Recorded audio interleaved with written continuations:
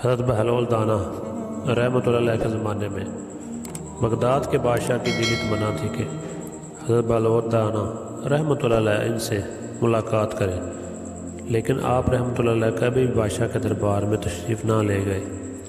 ایک دن یوں ہوا کہ بادشاہ چھت پر بیٹھا تھا کہ اس نے حضرت بہلول دانا رحمۃ اللہ علیہ کو شاہی محل کے قریب گزرتے ہوئے دیکھا۔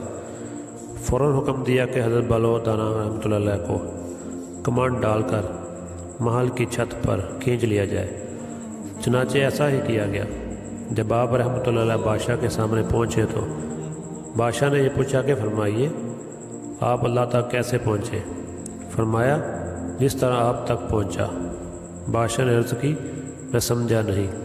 فرمایا اے بادشاہ، اگر میں خود آپ تک پہنچ جاتا ہوں، نہا دھو کر، لباس فہرہ پہن کر، دربان کی منتیں کر کے محل کے اندر داخل ہوتا، پھر عرضی پیش کرتا، پھر گھنٹوں انتظار کرتا، پھر بھی ممکن تھا کہ آپ میری درخواست رد کر دیتے، لیکن جب آپ نے خود بلانا چاہا تو محض کچھ لمحوں میں اپنے پاس بلا لیا۔